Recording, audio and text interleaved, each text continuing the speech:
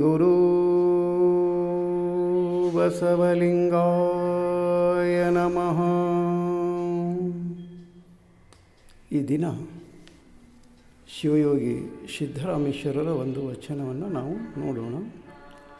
ಲೀಲೆಯದು ಪರಮೋದ್ದಿಚ್ಛೆ, ಲೀಲೆಯದು ಪರಮೋದ್ದಿಚ್ಛೆ, ಇಚ್ಛೆಯದು ಸಕಲ ಜೀವ ಜಾಲೋತ್ಪತ್ತಿ, ಇಚ್ಛೆಯದು ಸಕಲ ಜೀವ ಜಾಲೋತ್ಪತ್ತಿ, ಸಕಲ ಜೀವ ಜಾಲೋತ್ಪತ್ತಿ ಅದು ಜಗದ್ರಚನೆ, ಸಕಲ ಜೀವ ಜಾಲೋತ್ಪತ್ತಿ ಅದು ಜಗದ್ರಚನೆ, ಜಗದ್ರಚನೆಯದು ಜಗತ್ ಪ್ರಳಯ ನೋಡ ಕಪಿಲಸಿದ್ಧ ಮಲ್ಲಿಕಾರ್ಜುನ, ಜಗದ್ರಚನೆಯದು ಜಗತ್ ಪ್ರಳಯ ನೋಡ ಕಪಿಲಸಿದ್ಧ ಮಲ್ಲಿಕಾರ್ಜುನ.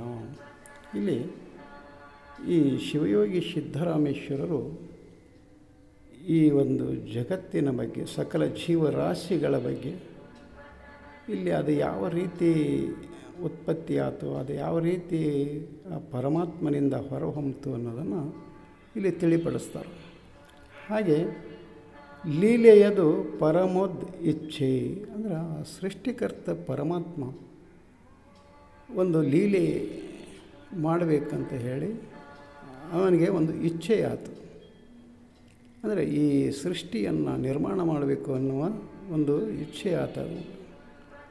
ಹಾಗೆ ಮುಂದೆ ಆ ಇಚ್ಛೆ ಏನಾಗಿಬಿಡ್ತು, ಆ ಪರಮಾತ್ಮನ ಇಚ್ಛೆ ಏನಾಯಿತು ಅಂದರೆ ಸಕಲ ಜೀವ ಜಾಲೋತ್ಪತ್ತಿ ಆಯಿತು. ಅಂದರೆ ಎಲ್ಲ ಜೀವರಾಶಿಗಳು, ಗಿಡ ಮರ ಬಳ್ಳಿ ಎಲ್ಲ ಪ್ರಕೃತಿ ಎಲ್ಲ ಅಲ್ಲೇ ಏನಾಯ್ತು ನಿರ್ಮಾಣ ಮಾಡಿದಂತ ಆ ಪರಮಾತ್ಮ ತನ್ನ ಇಚ್ಛೆಯಿಂದ ಇದನ್ನೆಲ್ಲ ನಿರ್ಮಾಣವನ್ನು ಮಾಡಿದ ಅಂತ ಹೇಳ್ತಾರೆ.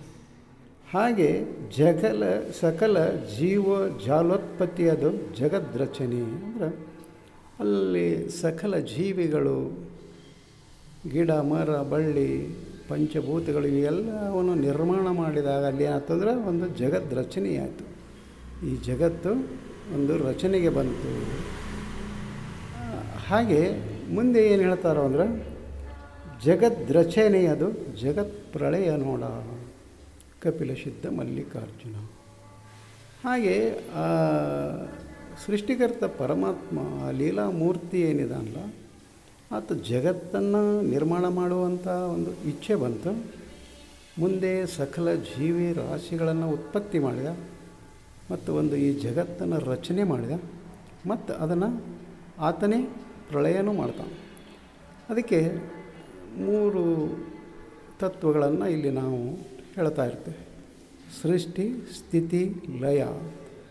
ಅಂದರೆ ಸೃಷ್ಟಿ ಅಂದರೆ ಈ ಸೃಷ್ಟಿಯನ್ನು ಒಂದು ನಿರ್ಮಾಣ ಮಾಡಿದಂಥ ಒಂದು ಹೊಸ ಸೃಷ್ಟಿಯನ್ನು ನಿರ್ಮಾಣ ಮಾಡಿದಂಥದ್ದು. ಆಮೇಲೆ ಸ್ಥಿತಿ ಅಂದ್ರೆ ಅದನ್ನು ಒಂದು ಪಾಲನೆ ಮಾಡೋದು, ಪೋಷಣೆ ಮಾಡೋದು, ಅದನ್ನು ಒಂದು ಬದುಕಿಸೋದು.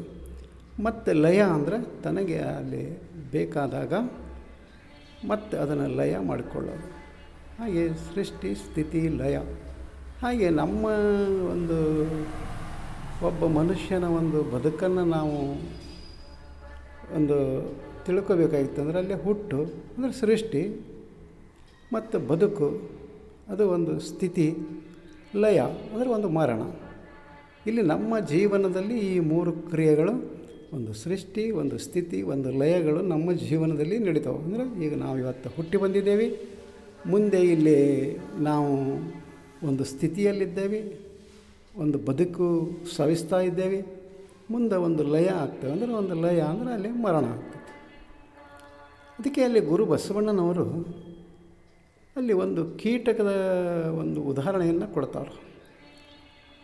ಒಂದು ಜೇಡು ಹುಳ ಹೇಗೆ ಅಲ್ಲಿ ತನ್ನ ಅಲ್ಲಿರುವಂಥ ಆ ಎಳೆಯನ್ನು ಬಿಟ್ಟು ಒಂದು ಬಲೆಯನ್ನು ಕಟ್ಟಿ ಅದರಲ್ಲಿ ತಾನು ಸಂತೋಷದಿಂದ ವಿನೋದವಾಗಿ ಆಟ ಆಡಿ ಮತ್ತು ಆ ಎಳೆಯನ್ನು ತನ್ನ ಒಳಗೆ ಅದು ಏನು ಮಾಡ್ತಂದ್ರೆ ಸೇರಿಸ್ಕೊಳ್ತದೆ.